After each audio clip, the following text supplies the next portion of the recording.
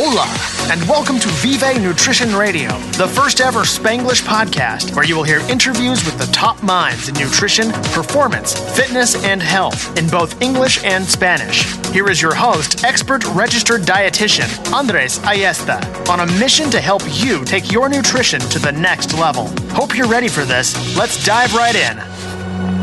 What is going on, guys? Welcome to another episode of Vive Nutrition Radio. This is your host, Andres Ayesta. Here from Tampa, Florida, actually recording this on video too, because why not, right? Putting out all kinds of content out there. But if you're listening to this on your way to work or maybe just chilling at the office or just kind of trying to pass the time, I wanted to say thank you so much for listening to our podcast. My goal when I created Vive Nutrition Radio was to disseminate knowledge and to bring guests that have something to say in the nutrition realm and performance and fitness, and that hopefully can contribute their little grain of salt or grain of mustard, I don't even know how you call that, to the world. But anyways, today's a Chit Chat series, and it's only me today, but I wanted to come on to talk about a recent study that just came out. I think, when was this? I think it's 2020. So obviously, I think it came out just last week. I'm going to talk about who wrote this and what was it like, the breakdown of the things that were discussed during this conversation. But it was really interesting research. But before we get into that, again, happy to see your beautiful smiling faces or hear them at least. My name is Andres Ayesta. If you don't know me, I'm a registered dietitian and nutrition coach, owner and founder of Vive Nutrition, which is a platform designed to help you and coach you and produce amazing body and mind transformations through personalized nutrition and lifestyle coaching. So one of the things that all the time we get from most of clients that start with Vive Nutrition is, what is the diet that I'm going to jump on? What is the program you're going to put me through? And I'm going to be honest here with you guys. I have been through many kind of dietary regimes that I have applied to myself. And my views on nutrition have actually changed quite often. Not quite often, but they used to change a lot. You got to understand something. When you're fresh out of school, and you are bombarded with all this information about diets and nutrition, and you can see all these like people being very successful with some of these programs, or even people selling these programs. You as a dietitian, you start to question the validity of your knowledge and some of the things that are well research based, because it's what you learn in school. And you start to wonder, like, am I actually correct? Am I outdated on information? And there's two ways to answer that question. The straight up answer is like, you're not wrong. And the second part of that question is you could be wrong if you're not staying up to date on the research. But the last thing that you would actually have to consider in all this would be, are you evaluating research the proper way for you to establish good practices in your nutrition programs, depending on if you're a dietitian listening to this, or if you're a person like that are looking for a dietitian or a coach to help them get to the next level. So everybody has their own kind of inclinations. You're going to find people that are more inclined towards plant-based. There's going to be people that are going to be more inclined towards non-plant-based and maybe like low-carb, high-fat. Everybody has different inclinations based on what they read, based on what they believe, based on their religious views, based on their ethical views. There are so many different things that come into play when choosing a right diet for you. But the question always becomes, or the question is always, is it going to yield the results that I am craving, that I am hoping to get? Most people start a diet with one single purpose. It's not because they want to be healthy, it's because they want to lose weight, because they want to lose body fat. I was having a conversation with one of my friends and colleagues, in research, Ryan Lowry. He's a very big proponent of ketogenic diets, and I respect him tremendously because he has a very like neutral, but at the same time very inclined views on his on nutrition, and I respect him tremendously. And one of the things that he was talking about is like, first of all, I don't think anybody wants to lose weight. I don't think anybody actually wants to go out there and lose muscle mass. Like, muscle is so precious, it's nice to build. So why would somebody want to do that? So I think most people want to lose this body fat. So when I listened to that, and I was like, yeah, that's right. And that's why the number on the scale also sometimes like doesn't really kind of tell you the whole story.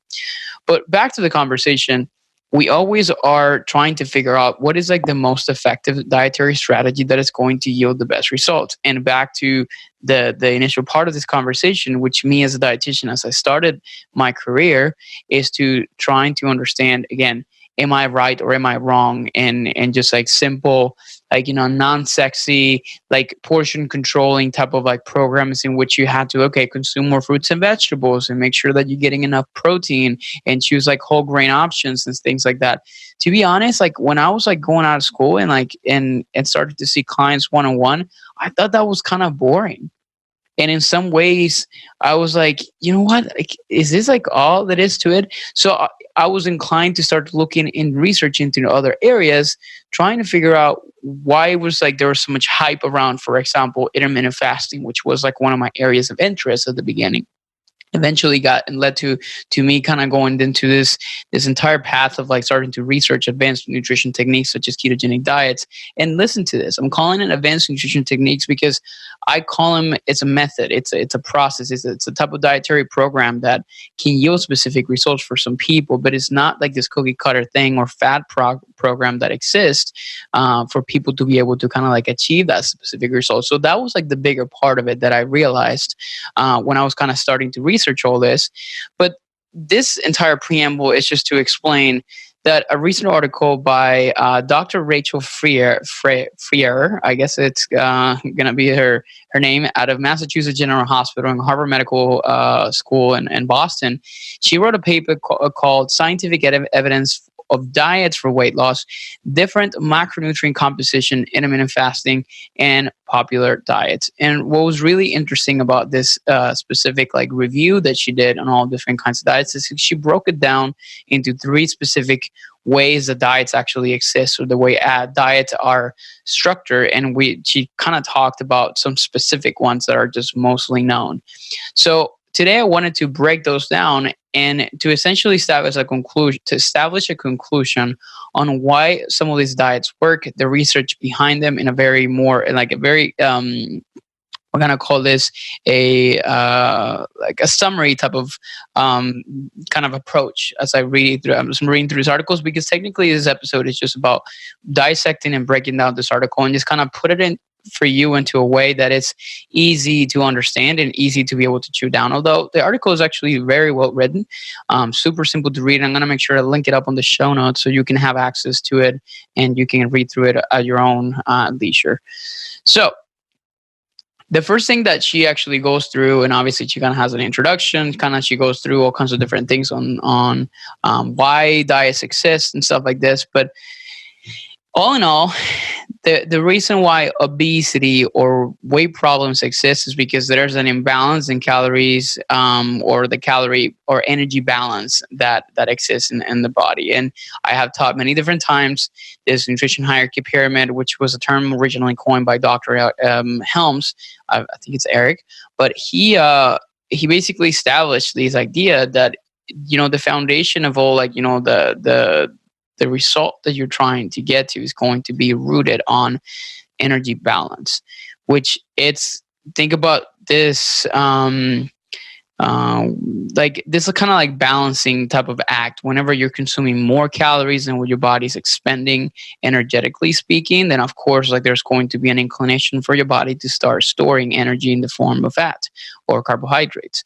Whenever there's an increased calorie expenditure through increased energy, you're working out and exercising, obviously that kind of balance is going to be tilting towards the more side of more energy that is being burned compared to what's being used. Obviously, it's going to lead for your body to be using its own fat stores to be able to provide that energy or provide that energy that is lagging or that is missing because things are not properly balanced. And then obviously talking about maintenance, which is trying to make sure that they're kind of equal between each other. The thing about it in humans is that we're not perfect creatures and we don't eat exactly the same thing every single day, or we don't really eat it in a very consistent manner, or at least most people. And that's one of the bigger parts of it. But technically speaking, that's exactly how weight loss and weight gain is technically achieved. Of course, there's a lot of other complex, as she calls it, of interplay of different biological, genetic, and psychosocial factors that come into play in all this. But all in all, in most diets, they seek to achieve the same end game here, which is going to be to create caloric restriction. That's what a lot of people don't really tell you. That's what a lot of when we do, we're going to talk about paleo, we're going to talk about all these different things. The whole goal of them is to basically create a caloric restriction. Of course, there are metabolic benefits that one diets may have over the other, and gut microbiota and all kinds of different advantages that ones could have over the other. Nevertheless, it's important to understand the research behind them and how are they split. So what this person did as she was doing this review, I guess the name, we're just going to call it Dr. Rachel because I don't know how to say her last name, is she broke it down into specifically 3 types of groups of diets that exist for weight loss. There's the ones that manipulate macronutrient content. They're the ones that manipulate the timing of certain foods, or they're the ones that create restrictions of specific foods or food groups and or food groups in the process. So when you start to look at the manipulation of macronutrient content, you start to look into, okay, like you adjust the percentages that exist, but you're not technically cutting out certain food groups. Now, you have obviously things that are diets that are low fat, in which you lower the percentage of fat and you increase the amount, usually amount of protein and carbohydrates. There's other diets in which you're increasing the amount of percentage of protein, and there's others that you're increasing the amount of the percentages of fat, comparatively speaking, to carbohydrates. Examples of that would be ketogenic diets.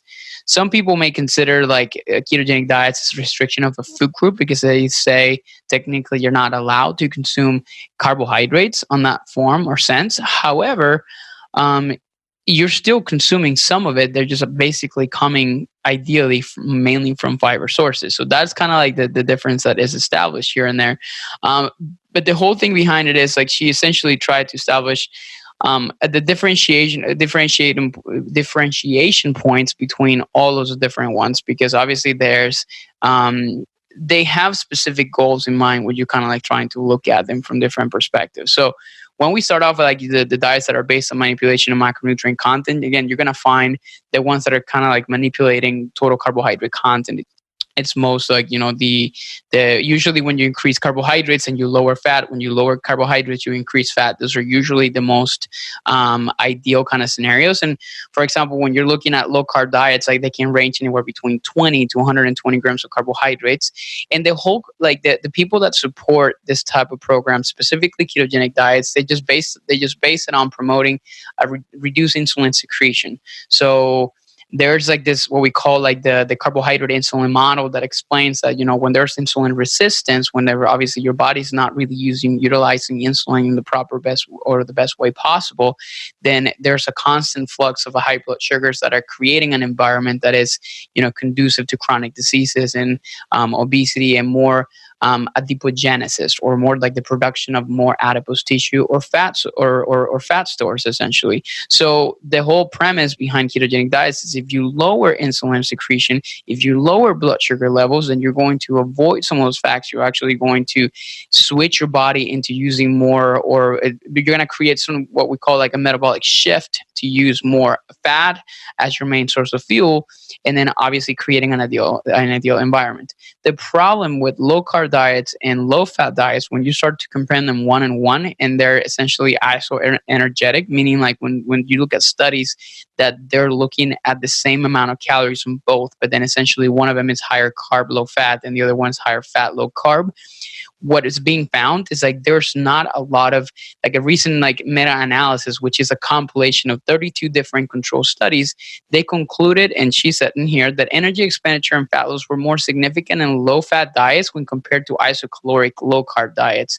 So and obviously there's other ones in which you're looking at almost the same kinds of differences, but at the end of the day, it's more about the caloric restrictions that these are created. There is not enough research, again, to support, for example, things on when you're looking at certain what does you call it in here? Certain mortality aspects, and they also report that animal-derived proteins associated with higher mortality. Yeah, so I think it all depends on the breakdown that exists between all those different things. And she says in here, in conclusion, in short term, high protein, low carb diets are suggested to present benefits for weight loss. However, owning to the majority, their major effects on metabolism and gut health, they should be considered. This is important as a jump start to weight loss rather than a diet for life. In the long term, current evidence indicates that a different ratio of macronutrients associated with caloric restriction in healthy diets promote similar weight loss. So all this to say is that there's not going to be, like, this may be actually a good way for you to jumpstart the process as you're trying to cut out certain things and just to essentially create an environment that is a lot more more fast. But then if you can create a program that it jumpstarts with this, but then it kind of transitions into something a little bit more sustainable, then maybe a little better option. When you start to compare, for example, ketogenic diets with diets that are just more low, like higher carb and higher protein options. If you ask me as a dietitian, my kind of like personal favorite to kind of choose is not one or the other. It's just essentially to give priority to higher protein content.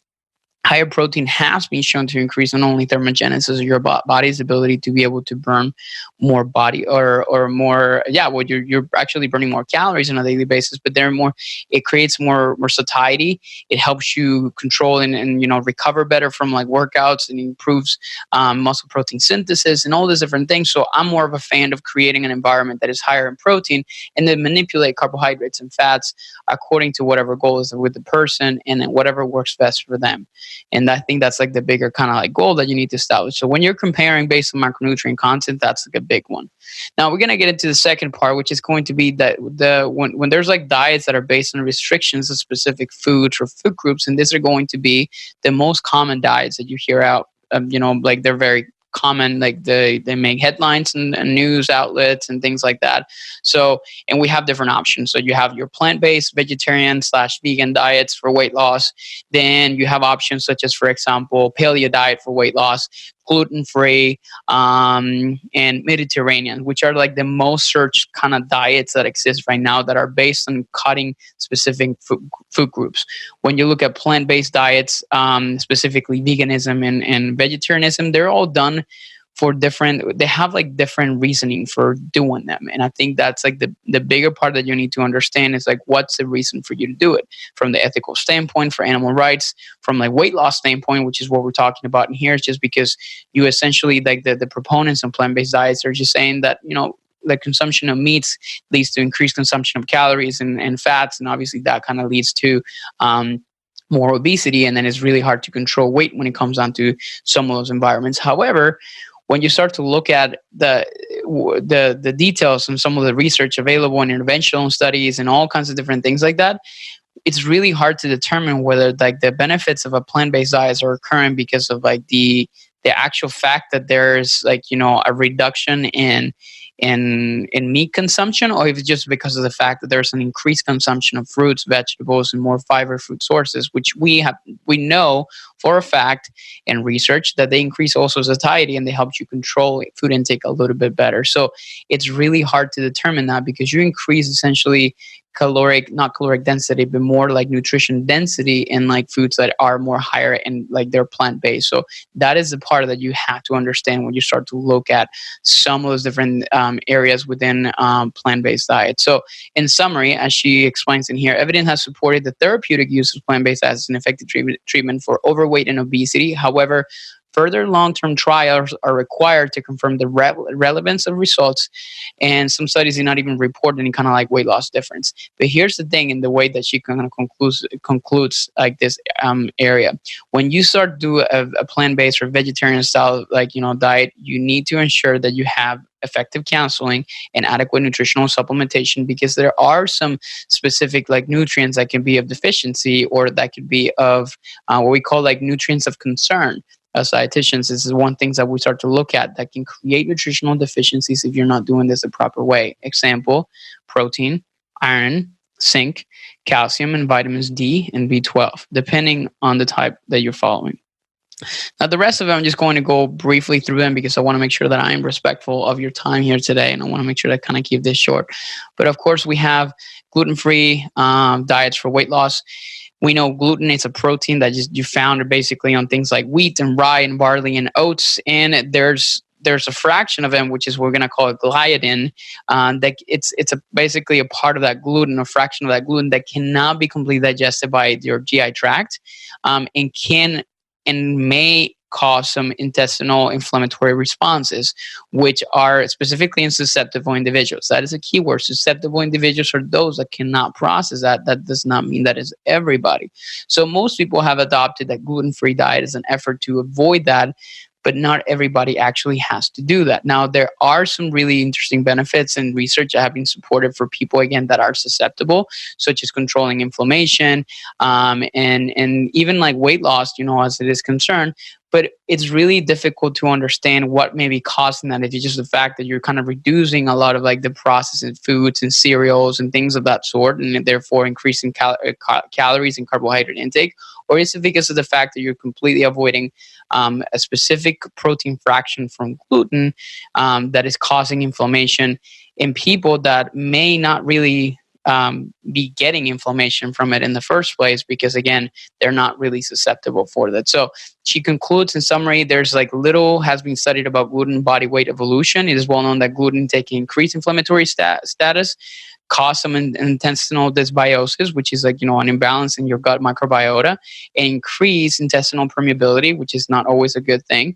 But it's not really known if there's like actual gluten has obesogenic properties, which means like properties that would make you gain weight, or the metabolic mechanisms involved are completely unknown. So she concludes in basically saying like that there are some studies, there are some data out there that can show that there's an association on the use of gluten consumption of gluten in inflammatory conditions. However, it's really difficult to determine if there's a specific mechanism by which gluten is causing the issues that are like responsible for weight gain or for the lack of weight loss in this case. The last but not least, we have the Mediterranean diet for weight loss, which is essentially more of a diet that is characterized by high consumptions of vegetables and fruits and olive oils and legumes and whole grain cereals and, things of that sort. And other things that are recommended in moderation. But, and she says in here, nevertheless, the main relevance of the Mediterranean diet is being related to its strong evidence-based health and metabolic benefits, mainly because of the nutritional quality that you consume when you're doing like Mediterranean diets, not necessarily because of the Mediterranean diet itself. So honestly, it all comes down to the quality that you're achieving through the incorporation of some of these foods. And I think that's the bigger part. And at the end of this podcast, I want to make sure that kind of like create some sort of like summary that breaks down the differences that exist between them, and really what it comes down to, like what is like the same thing that all of these diets have in common besides just caloric restriction. I'm going to explain some things that, in my opinion, as a dietitian, this is exactly what happens, and this is what it may happen to you if you decide to kind of follow in some of those different kinds of programs or dietary approaches. The last but not least, some favorite stuff that I like to talk about, which is going to be the diets that are based on manipulation of timing. I disagree with the term diet here, because when you're manipulating timing, you're not necessarily creating a diet, you're just essentially creating a meal schedule. And I talk about this often. But all what this kind of does when you're trying to manipulate timing is to try to achieve a negative energy balance. So essentially create caloric restriction through the limitation of times that you can consume certain foods. So this is what fasting is all about, and it can actually be created through different kinds of programs. We talked about in some of my fasting courses that I've done in the past, which, by the way, there's one that is completely free that teaches you all about this stuff, different types of fasting methods, and really what's like the rationale behind it and the research behind it. And it's on my website. Make sure you check it out. Shameless plug in there. But there's different types of intermittent fasting, from like, sometimes like eating for 5 days normally and fasting for 2, sometimes doing time restricted feeding, sometimes doing alternate day fasting. There's all kinds of different options out there. But then, and she says in here, the basic premise of fasting is to kind of create some changes in certain metabolic pathways, because when you restrict food for a specific amount of time, supposedly there's some shifts happening at a metabolic level that helps your body to improve fat oxidation and can also help in other kinds of markers, such as improving insulin sensitivity, in obvious other kinds of different things. The problem with fasting is the research is so inconclusive and so uncontrolled in some cases that it's really difficult for us to establish definite conclusions. There was one of the bigger areas of and research on intermittent fasting that talked a lot about the longevity aspect of fasting programs. And the thing about that is, like, most of these findings that come from research, they come from animal or rodents or animal-based research or animal-based data, which is really difficult to extrapolate to humans. But it's also very difficult to study longevity in humans because literally you have to follow somebody for 80 to 90 years. So it's obviously becomes a little bit difficult in the process.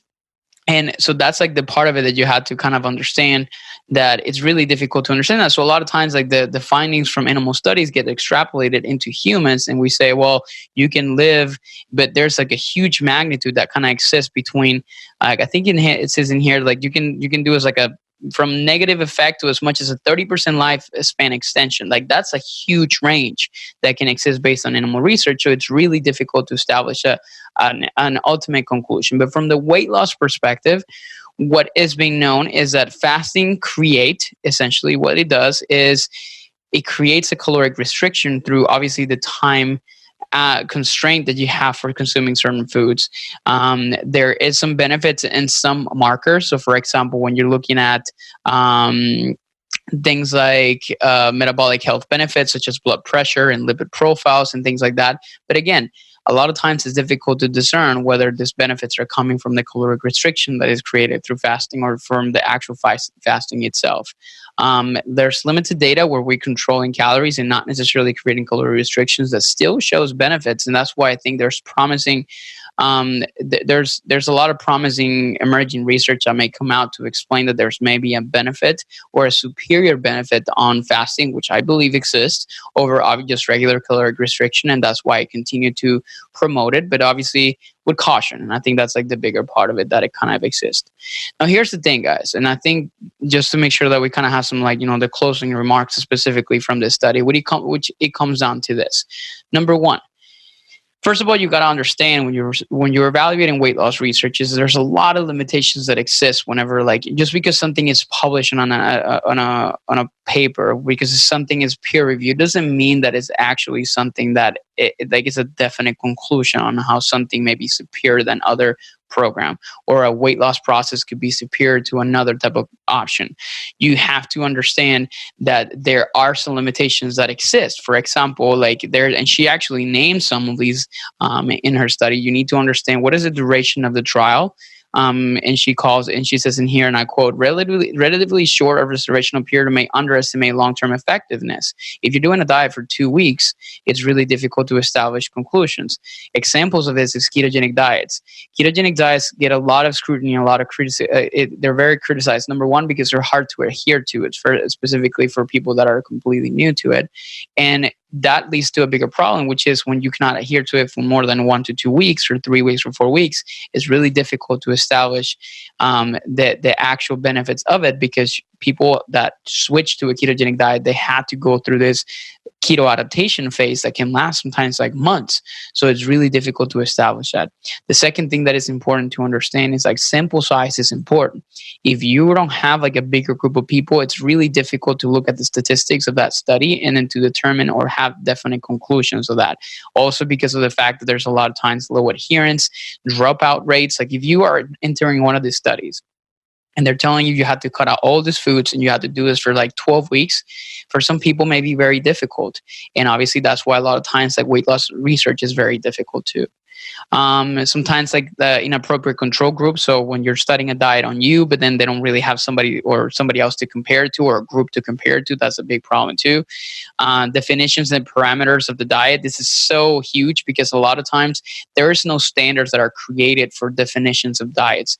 Paleo could be many different things depending on the percentage distribution of proteins, carbs, and fats, and all these different things. So a lot of times when you're trying to compare like paleo research, for example, or research done on Paleolithic style programs, which we didn't talk too much about paleo. But the thing that exists between all those different the parts of it is like it's really hard to define the standards behind it, because you may be comparing apples to oranges in the same process, because like they have complete different breakdowns of like, macronutrients, and that's a part of it that you have to truly understand. Last but not least is the estimation of food energy intake and energy expenditure. Is so difficult for us dietitians to really understand if what you say you're consuming is actually what you're consuming. It's very common to hear what we call underreporting. So it's like when people come to you and tell you, I had 2 bagels and an orange juice, and then basically they had 2 bagels with 2 tablespoons of like cream cheese, and they had a little bite of maybe like some bacon, and then 2 glasses of orange juice instead of 1, but they only told you like half of the story. When you're doing self-reported intakes, especially in a lot of these weight loss studies, is really difficult, because you still publish data based on this, but we don't know exactly how much of how much bias there was in the collection of some of these data, or how people were reporting some of this information. So that's part of it that a lot of times like that exists, and you have to also understand. And the last one, which I think is the most important piece of this, which actually comes down to what defines the success of any kind of weight loss diet, which is going to be adherence. She concludes that there's 3 factors for success in any kind of weight loss program, regardless of what you do, whether it's keto, whether it's paleo, whether it's Whole30, Mediterranean diet, fasting, which is going to be 3. Adherence, which means it's your ability to be able to stick to the guidelines established for that specific diet. That is number 1. Can you actually do this long term? And that's a question I'm going to ask you here today. Whatever program that you're following right now, can you adhere to it, or are you actually struggling to be able to stay compliant with the process? Because if the answer is the latter, or the answer is like, no, it's really hard, I'm just doing it because I want to get to my goal and I want to get to my results, then you may want to rethink what you're doing in the first place. Because what is the point of getting that instant gratification of achieving that goal for like maybe a month or 2, but then you're going to rebound because it's really difficult to maintain what you achieved, versus obviously something that may yield like longer, or it may yield results in the longer term, but then it's going to be something that you can adhere to. Research also shows, and she quotes in here some of those articles, that the people that can maintain their weight loss are those ones that were able to adhere to the previous weight loss program that they did, in order to then to get to the point that they're at that point, or to get to the point that they were at when they actually look at those like data or the people from those studies. So essentially, if today you lost a weight and I interviewed today, or I follow you for like the next 3 months and you realize that you actually didn't gain any weight, is going to be depending on the adherence that you had from your previous diet that you followed. If you had pretty low adherence, but you got to that weight loss goal, it's going to be very difficult for you to maintain it. So my message to you here today is very clear, which is, if what you're doing right now is not something you feel you can maintain for a long period of time, you may need to rethink your strategy, and you may need to find something else that you may be adhering to. Adherence is number 1 reason why actually people drop out or people stay on a specific program or dietary regime. Number 2, creating negative energy balance. And I tell this to people all the time. It doesn't matter you're doing a ketogenic diet that promotes a state of fat oxidation. If you're consuming more calories than what your body requires, or that your body is burning, your weight loss process is never going to be, it's impossible for that to happen. Especially if you're consuming 4,000 calories worth of fat and you're only burning down like 2,500 calories or 2,000 calories, of course, it's going to be very difficult for you to achieve that goal. And then when there's a lack of control on that, and you don't know exactly if you are actually creating negative energy balance or a caloric restriction, is really difficult to establish that. Last but not least is high quality foods. Most of these diets actually change the quality of nutrition that they include, regardless of what it is. It depends on some of the options. But when you're looking at paleo, you're starting to increase a lot more fruits and vegetables. You're starting to diminish the consumption of a lot of processed foods. The same thing with gluten-free diets. You're cutting out a lot of like the processed foods, a lot of the cookies, a lot of the cereals, a lot of this stuff, and you're replacing it for more whole grains options like, quinoa, and you're doing more like fruits and vegetables and options like this. So it all kind of creates that kind of state and that balance that exists between between those two things that helps you adhere to something and at the same time control calories on the same equation. And I think that is like the bigger part of it. When we dietitians, with me as a coach, I teach all my clients is whenever you change the quality of your foods, like the negative energy balance will come alone because you will not necessarily have that necessity to eat more than what your body is actually asking you to. It's kind of tricking and hacking your body into thinking that it's full and it's satisfied because it has everything it needs. Your body's really good at telling you what it needs. You just need to take a time to listen to it and feel it the proper way. That is like the bigger part of it. And that's what creates the last thing in there, which is going to be adherence. So hopefully this was helpful. I don't know how long I've been actually talking on here, but I wanted to, because I read this article throughout the weekend, and it was really interesting because they all come down to the same conclusion, which is like there are benefits and there's research benefits in all single one of those diets and different parameters by which these diets exist and the guidelines established by each one of them, regardless of what you're doing. However, they all come down to those three factors that determine success, which is going to be adherence, creating a caloric restriction, and promoting a state in which your diet is consisted of more high quality foods than anything else. I call it like the 80-20 rule. Like if 80% of your diet comes from like those high quality foods, high fiber options, fruits and vegetables and options like this, you're going to be totally fine. And that's the kind of conclusion that you need to establish in this whole process. And hey, I get it. Like a lot of times it's like, well, but I want to follow something. It doesn't sound sexy. And this is what I was telling you at the beginning. When I was going to school, like telling people like you need to eat more vegetables and fruit, like it sounds boring. It sounds like, if I go to a consultation and a dietitian tells me, hey, listen, you had to consume more fruits and vegetables, I'm going to be like, shut up, man. I want to go and listen to like, the influencer guy that is just telling me like if I can eat like bacon, eggs, and cheese and I can lose weight, I prefer to do that. Because obviously it's not something that inspires adherence, or it's something that does not inspire excitement. People want that instant gratification, and they want something cool to be a part of. And that's why this kind of fat diets, not all of fats, but that's why all these diets exist. They create groups of people that can kind of gather together to achieve the same thing. They can be talking about this. I'm doing this diet. I'm doing this diet. I'm doing that diet. So there's also even there's a social aspect of it, and there's like a peer pressure aspect of it, of dieting, that makes people want to do something that is short-lived. Because again, doing something that is long-term, it takes a lot of like fail and a lot of positive and negatives, or like going through the process and failing miserably for you to understand how you, at the end of the day, need to find something that you can adhere to and something that you can do in the long term. So hopefully you found this helpful. But if you did, what about you send me a message on my Instagram and send me a DM and tell me like, hey man, I think that podcast was actually pretty on point and it resonated a lot with me because X, Y, or Z. I would love to hear from you. So why don't you send me a message and let me know what you think. I would tell you to hit reply on here, but I don't think there's a way that you can do that. But just simply go on my Instagram at Andres Ayesta and make sure you follow. Even now, just kind of send me a quick message to let me know that you loved it. And also take a screenshot of like the screen of your screen right now of this, as you're listening to this podcast, and share it on Instagram and tell people, hey, you should listen to this guy. Just kind of break down the entire thing with dieting. And I just want to make sure that I put out great content for you guys and to make sure that you can learn something new that you didn't know yesterday. So again, if this resonated with you, make sure you share it, comment, and of course, leave a review. And I'll be forever grateful for that, as increases exposure and also increases more people that can actually find our podcast. Thank you so much for tuning in to another episode of Viva Nutrition Radio. I'll see you guys on the next one. Hey, thank you so much for listening to another episode of Viva Nutrition Radio. I wanted to ask you a quick favor. If you enjoyed this episode, or if you're enjoying the podcast altogether, make sure you subscribe and leave us a review so we increase our visibility and we continue to reach more people and change their lifestyle through nutrition, performance, fitness, and health. Thank you guys so much, and I'll see you guys on the next one.